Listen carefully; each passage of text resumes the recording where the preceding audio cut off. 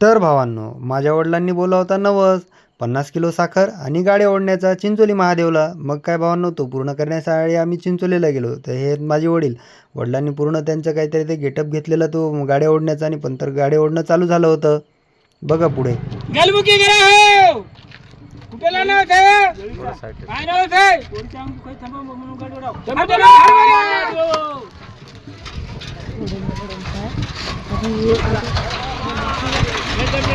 ही आहे आमच्या गावची मंडळी की मस्त काठी नाचवत बसले होते महादेवाची. मग काय त्यांना पाहिलं आणि पाहिल्याच्या नंतर आपण बोंबलं दिंडलो जत्रेमध्ये. भावांनो, या चिंचोलीच्या जत्रेमध्ये कोण कोण आले त्यांनी नक्की कमेंट करा आणि कोण कोण नाही आलं होतं त्यांनी पण कमेंट करा. मग काय भावांनो, पूर्ण जत्रा बोंबलत हिंडली आणि हिंडल्याच्या नंतर आपल्याला काय भाऊबंधू भेटले होते. त्यांना हाय हॅलो केलं आणि नंतर काय आपल्याला पप्पाचा फोन येत होता. मग त्यांना बाय केलं आणि बाय केल्याच्या नंतर निघालो भावांनो आपण घराकडे. हे बघा आमचे दाजी कसे ओव्हरटॅक मारून पुढे पळण्याचा प्रयत्न करतायत. चला भेटूया नेक्स्ट ब्लॉगमध्ये. बाय.